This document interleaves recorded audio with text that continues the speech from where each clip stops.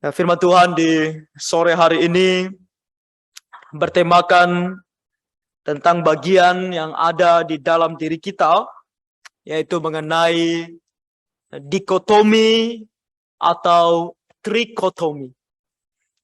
Dikotomi atau trikotomi. Apa dikotomi dan apa itu trikotomi? Dan mana yang paling sesuai atau yang sesuai dengan firman Tuhan? Dan kemudian apa kiranya yang bisa kita ambil pelajaran ketika kita ketahui mana yang paling sesuai dengan firman Tuhan, dikotomi atau trikotomi. Di sore hari ini mungkin saya mulai dengan pengertian dan sedikit sejarah mengenai dua pandangan ini, mengenai diri kita manusia. Dan kemudian kita akan lihat apa kata Alkitab mengenai kedua pandangan ini.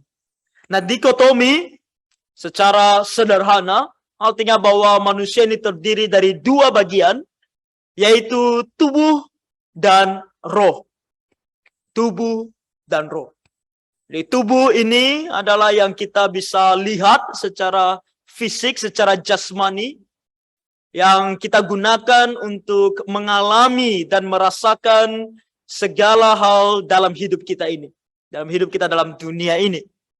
Dan roh adalah apa yang ada di dalam kita.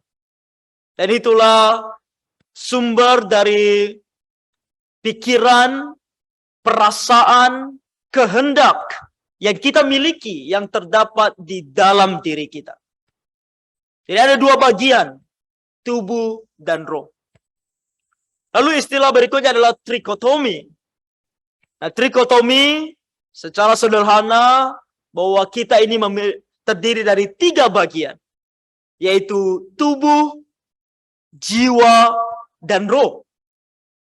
Nanti kita akan melihat mengenai dua kata ini, yaitu jiwa dan roh.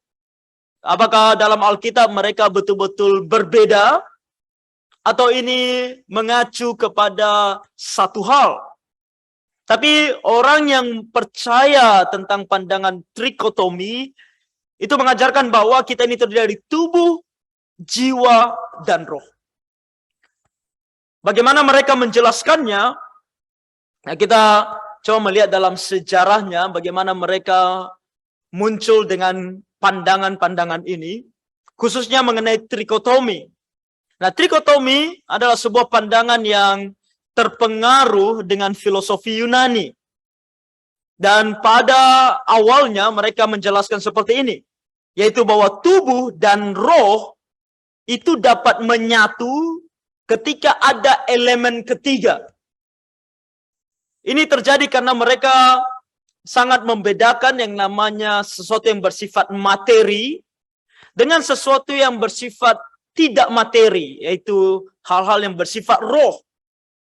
Karena mereka melihat perbandingan atau perbedaan yang begitu besar antara sesuatu yang bersifat materi seperti tubuh dengan sesuatu yang tidak materi seperti roh. Maka mereka bilang bahwa ini baru bisa disatukan kalau ada elemen ketiga, yaitu jiwa. Dan ini muncul dari filosofi Yunani juga yang berpikir tentang mereka percaya bahwa ada universal yang materi, lalu ada Tuhan yang bersifat tidak materi. Lalu mereka berkata bahwa universal ini hanya bisa bergabung dengan Tuhan atau bisa berkomunikasi dengan Tuhan kalau ada elemen ketiga yang menghubungkan antara universal dunia dengan Tuhan. Jadi karena pengaruh filosofi Yunani ini, banyak orang-orang Kristen, atau tentu nanti kita lihat ada bapak-bapak gereja yang lebih berada atau mengacu kepada pemikiran Yunani. Mereka berpikir bahwa begitu juga dengan kita manusia. Kalau kita ini terdiri dari ada tubuh dan ada sesuatu yang tidak materi, yaitu roh, maka harus ada elemen ketiga, yaitu jiwa. Begitulah mereka menggambarkan pada mulanya. Dan bahkan ada sampai yang berpikir seperti ini. Tubuh adalah bagian material manusia, jiwa adalah bagian yang sama dengan binatang. Nah, kita tahu binatang memiliki insting. Jadi jiwa ini lebih ke arah seperti insting. Dan roh adalah pemberian Tuhan yang khusus kepada manusia, yang tidak dimiliki oleh binatang. Itulah yang membedakan antara kita, manusia, dengan binatang. Yaitu binatang hanya mempunyai tubuh dan jiwa, yaitu insting. Tapi kita manusia memiliki tubuh, jiwa, dan roh. Itulah bagaimana mereka menjelaskan pandangan trikotomi ini. Sehingga seperti saya sebutkan tadi dari awal tentang bapak-bapak gereja yang lebih memakai pemikiran-pemikiran Yunani. Dalam sejarah gereja kita kenal mereka dari sisi Alexandria. Mereka seperti Clement dari Alexandria, ada Origen, dan kemudian Gregory dari Nyssa. Mereka menganut paham trikotomi ini. Walaupun di saat yang sama, dengan pemikiran Yunani yang sama, ada Athanasius dan Theodoret yang tidak setuju. Jadi di dalam kumpulan bapak-bapak gereja pada masa tersebut, bahkan di kubu Yunani, ada yang mengajarkan trikotomi, ada yang tidak setuju dengan trikotomi, seperti Athanasius sama Theodoret. Sementara ada bapak-bapak gereja dari sisi bahasa Latin, mereka lebih setuju dengan dikotomi, bahwa kita manusia hanya terdiri dari dua bagian, yaitu tubuh dan roh.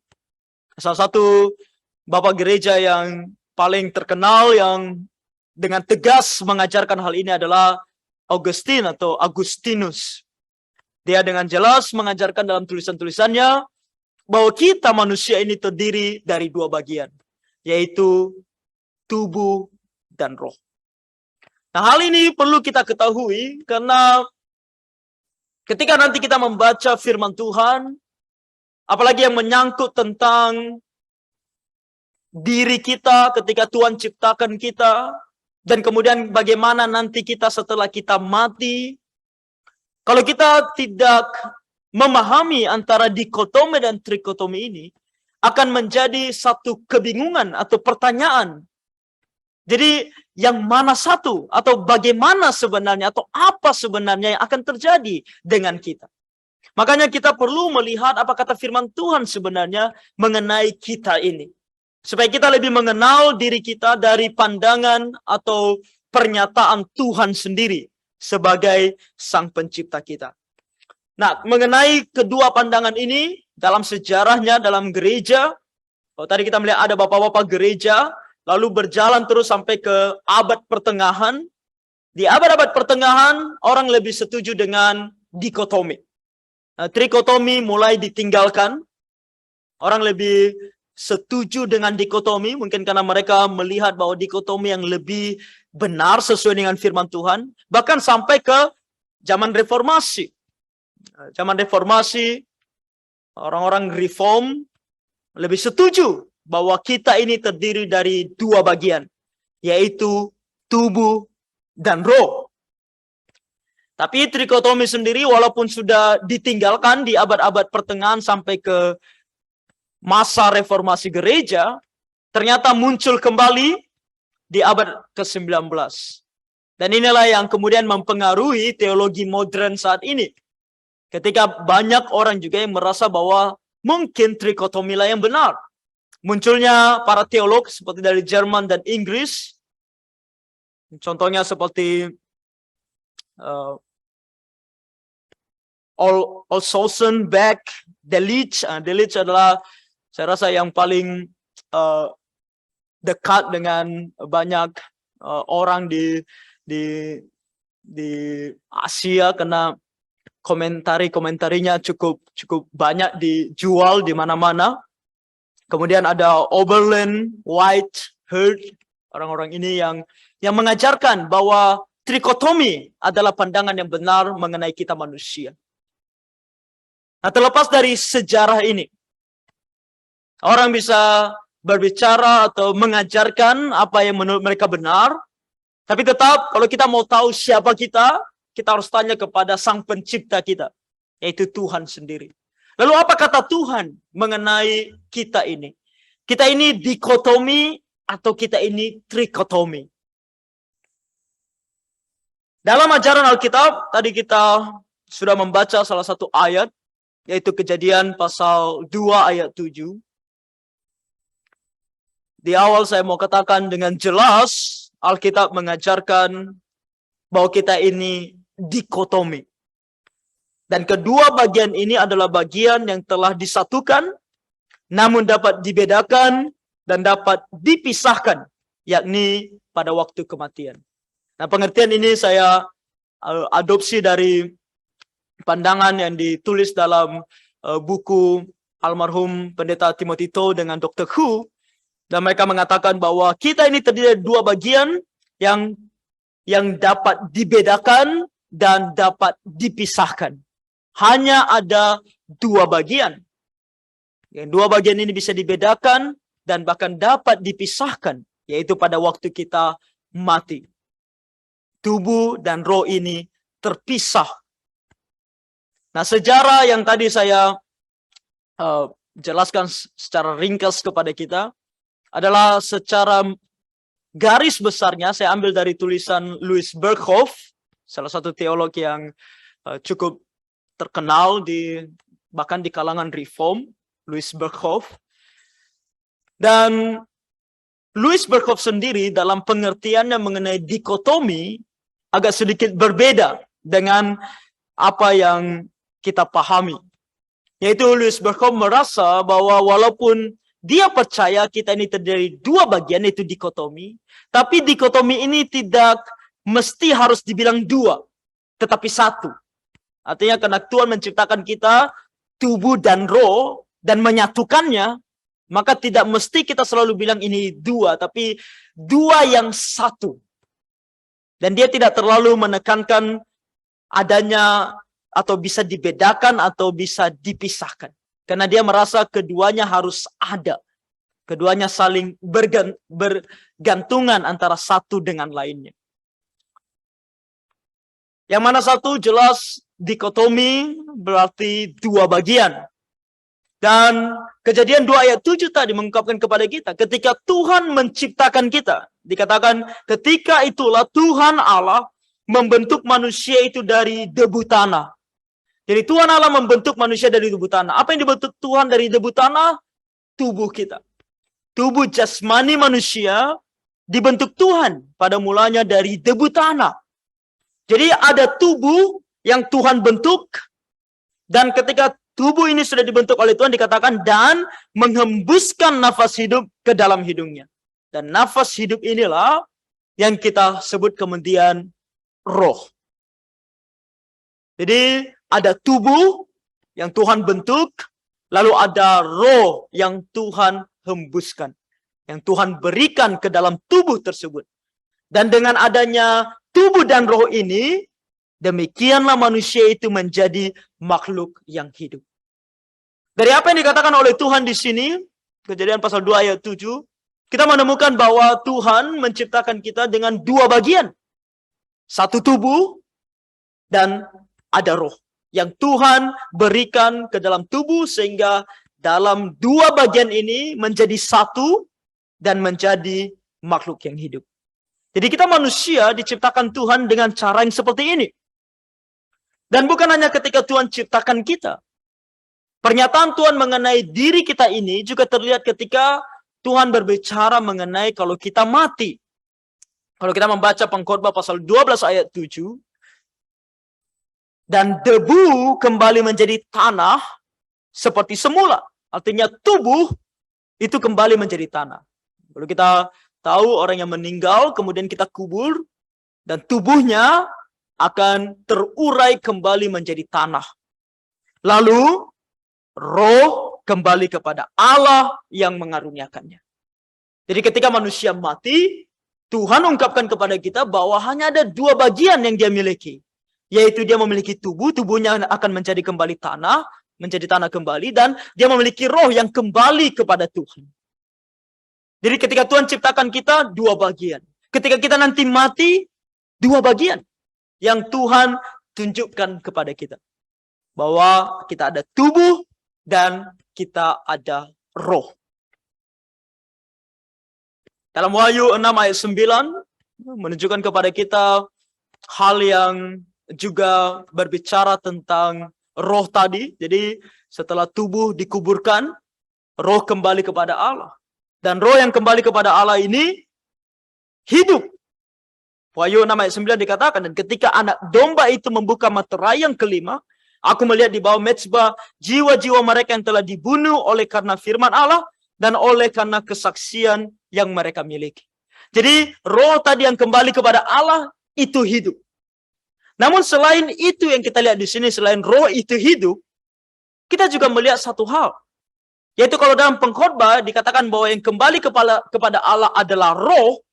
Dalam Wahyu pasal 6 ayat 9 disebutkan bahwa yang sudah sampai kepada Allah itu, yang ada di hadapan Allah itu disebut juga sebagai jiwa. Dari sinilah kemudian muncul satu argumen yang mengatakan bahwa roh dan jiwa itu adalah satu hal yang sama. Karena kedua kata ini digunakan secara silih berganti. Terkadang disebut sebagai roh, terkadang disebut sebagai jiwa. Contohnya ini. Pengkhotbah pasal 12 ayat 7 dikatakan bahwa roh kita yang kembali kepada Allah. Tapi dalam Wahyu 6 ayat 9 dikatakan roh tadi yang kembali kepada Allah tadi juga disebut sebagai jiwa.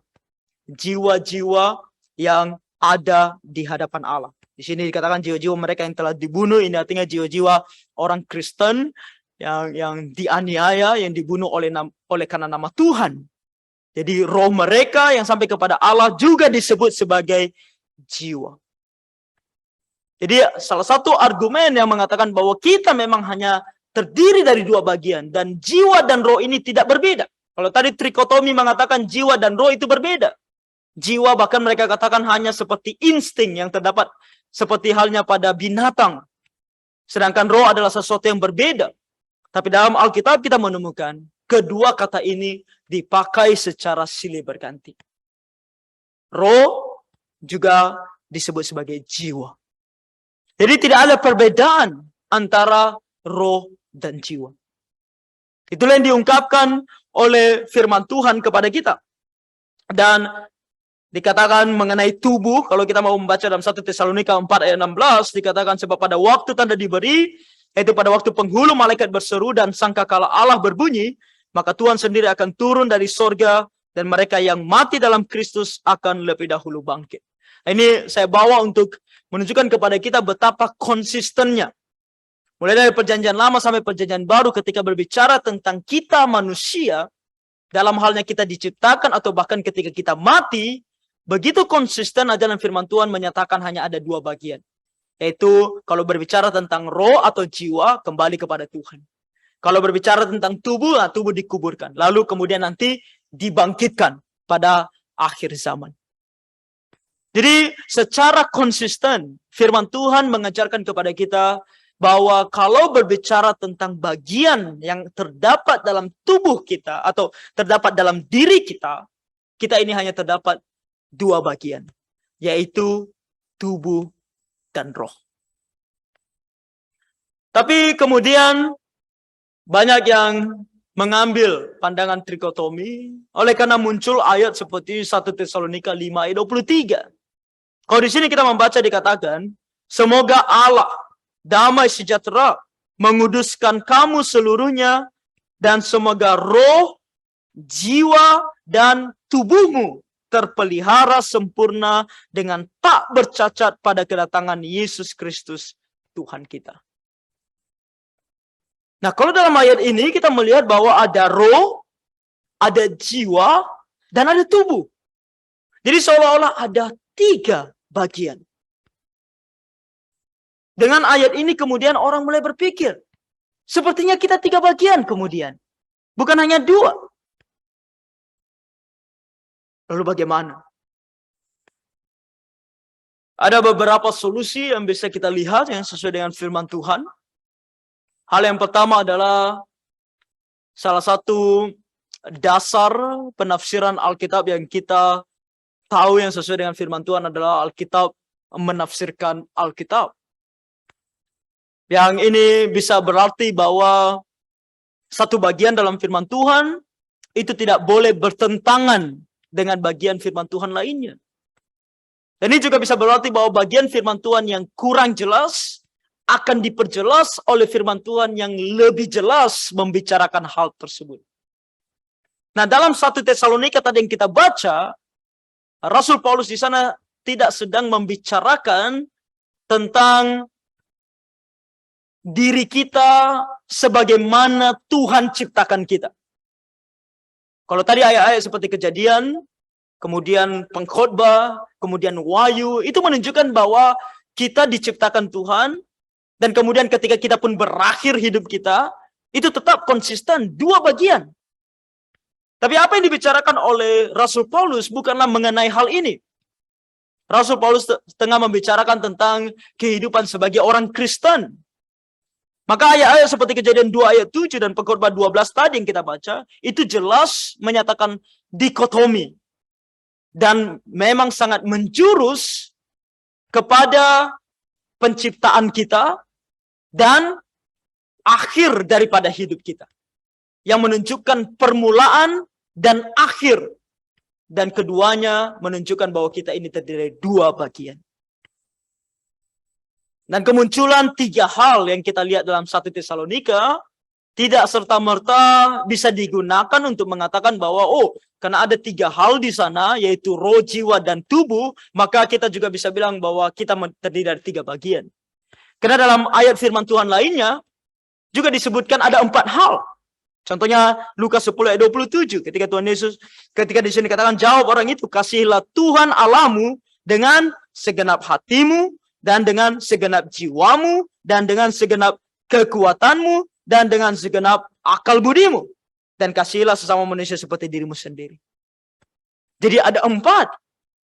Kalau tadi ada 3, sekarang ada 4 hal, lalu mana yang benar? Jangan bukan hanya trikotomi, 3 bagian, tapi juga 4 bagian. Nah, kembali karena ayat-ayat seperti ini, Lukas 10 ayat 27, dan 1 Tesalonika tadi, tidak sedang membicarakan diri kita sebagaimana Tuhan menciptakan kita pada mulanya, dan sebagaimana nanti terbukti ketika kita berakhir masa hidup kita dalam dunia. Ini sedang berbicara tentang kehidupan kita dalam dunia. Dan penekanan ketika berbicara tentang kehidupan kita dalam dunia, itu penekanannya mengenai keseluruhan dari bagian diri kita. Jadi kita bisa bilang bahwa Rasul Paulus sendiri pun mengajarkan. Kalau dalam 1 Tesalonika kita mengambil bahwa Rasul Paulus mengajarkan bahwa kita terdiri dari 3 bagian. Tapi dalam ayat-ayat lain Rasul Paulus berbicara tentang kita hanya 2 bagian. Contohnya dalam Roma 8 ayat 10. Tapi jika Kristus ada di dalam kamu, maka tubuh memang mati karena dosa, tetapi roh adalah kehidupan oleh karena kebenaran.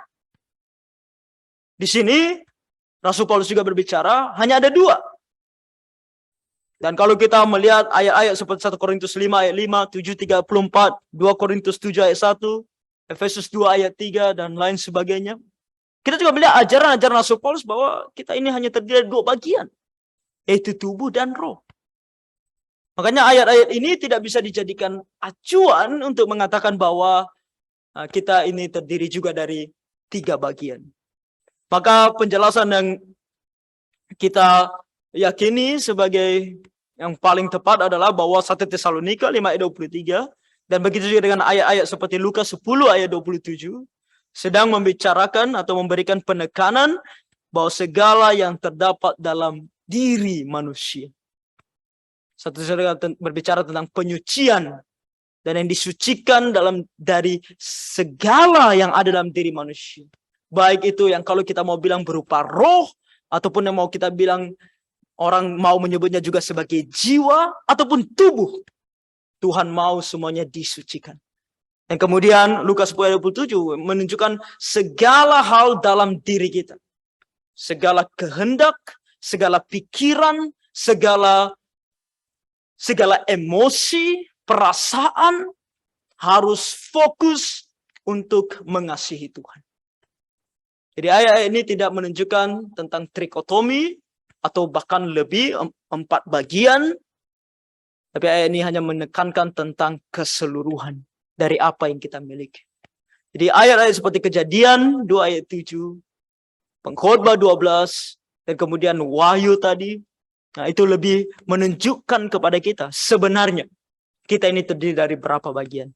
Dan dari ayat-ayat firman Tuhan tersebut kita melihat bagaimana Tuhan sendiri menciptakan kita terdiri atas 2 bagian, yaitu tubuh dan roh. Dan ketika kita nanti mengakhiri hidup ini, Tuhan juga menunjukkan bahwa hanya ada 2 bagian. Tubuh menjadi tanah atau dikuburkan, roh kembali kepada Allah. Dan di akhir zaman nanti, kita juga tahu bahwa tubuh tadi, kalau kita adalah anak-anak Tuhan, tubuh tadi yang sudah dikuburkan akan dibangkitkan. Sementara roh tetap di sana dan disatukan nantinya dengan tubuh yang dibangkitkan tersebut. Dan roh, jiwa juga digunakan secara silih berganti, di mana roh juga disebut jiwa, nah jiwa juga disebut sebagai roh.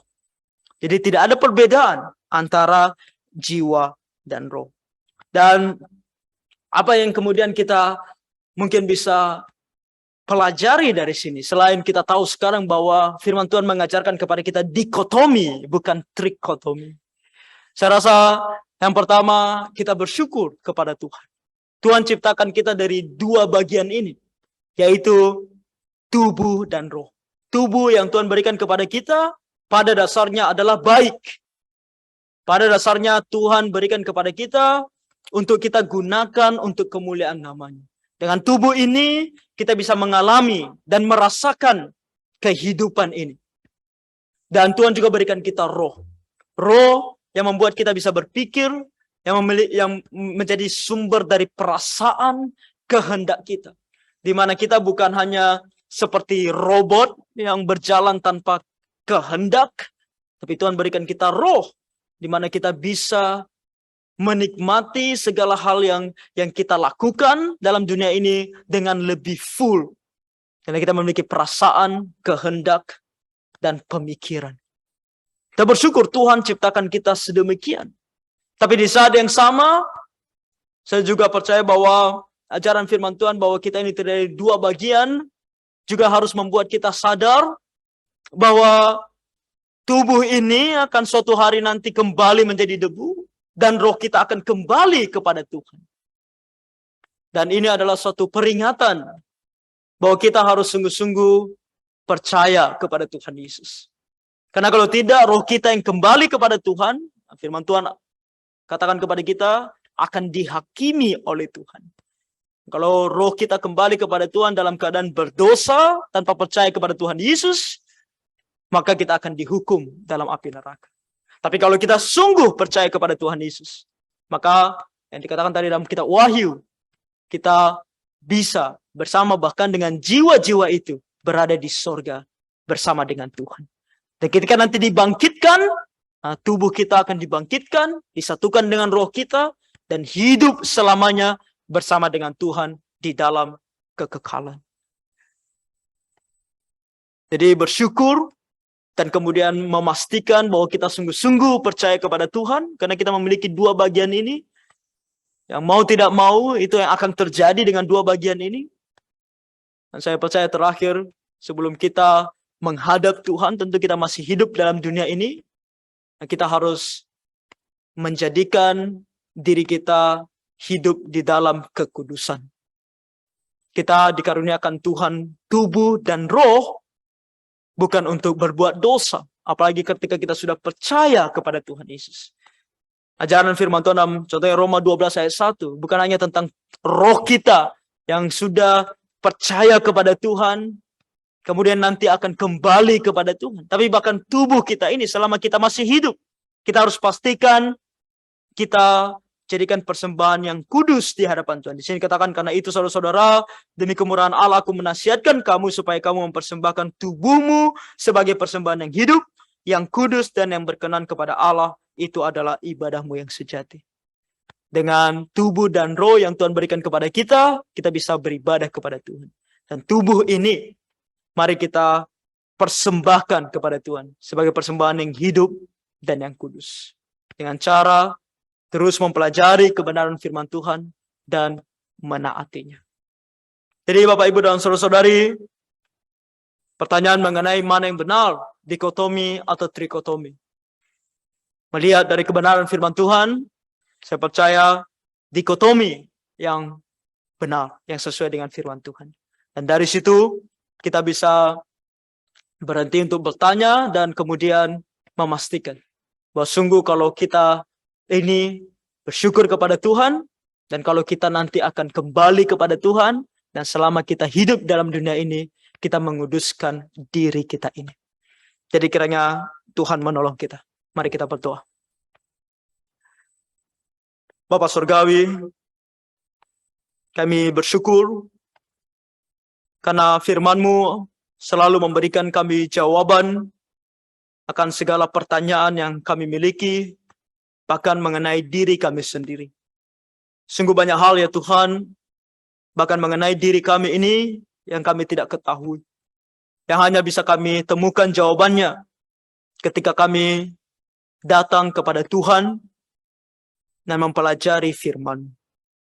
Bapa Surgawi, terima kasih karena Engkau memberitahukan kepada kami bahwa Engkau bahkan ciptakan kami dengan tubuh dan roh. Dan bukan hanya itu Tuhan, bahkan Engkau ungkapkan apa yang terjadi dengan tubuh dan roh ini di masa depan, bahkan di akhir zaman. Ya Tuhan, biarlah dengan pengetahuan ini, kami sungguh-sungguh percaya kepada Tuhan Yesus. Agar roh kami nanti yang kembali kepada Tuhan, sungguh akan dibawa oleh Tuhan ke sorga. Dan tubuh kami, jika kami mati, yang kembali menjadi tanah, akan dibangkitkan. Dan akan bersama dengan roh kami, hidup selamanya bersama dengan Tuhan. Dan dengan pengetahuan ini juga Tuhan, ajar kami untuk menggunakan tubuh dan roh ini, yang Tuhan telah berikan kepada kami ini, untuk kemuliaan nama-Mu. Hidup dalam kebenaran dan kekudusan di hadapan. Terima kasih Bapa, ampuni kami dari segala dosa pelanggaran kami.